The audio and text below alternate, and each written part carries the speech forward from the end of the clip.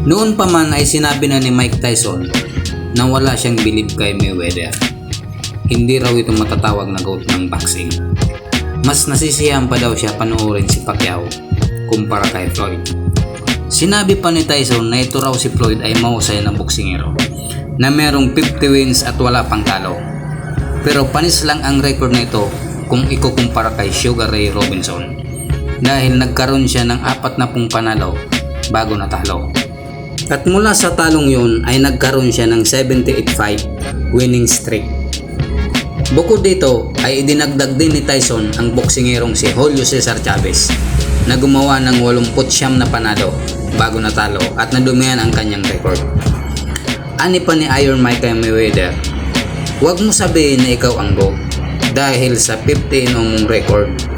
Magaling ka, hindi ito may pagkakaila, pero isipin mo 50-0 samantalang si Chavez ay 89-0 at lumalaban siya 8 beses sa isang taon. At hindi lang yan, wala rin siyang pinipili kung kanino siya itatapat na fighter na nasa ranking. Hindi siya ang pumipili kung sino ang may gustong lumaban sa kanya, papalagan niya. Yan ang sabi ni Mike.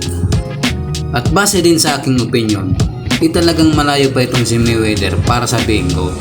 Siya lang naman at ang mga nakapaligid sa kanya ang nagsasabing greatest of all time, itong si Mayweather. Paano ka magiging GOAT kung unang-una ay namimili ka ng kalaban?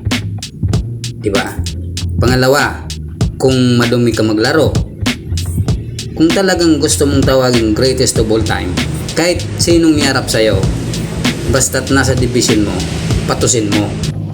Wala nga siyang talo, pero yung mga naging laban niya, yung iba doon, mga naging kontrobersyal dahil dinaan niya sa panlalamang.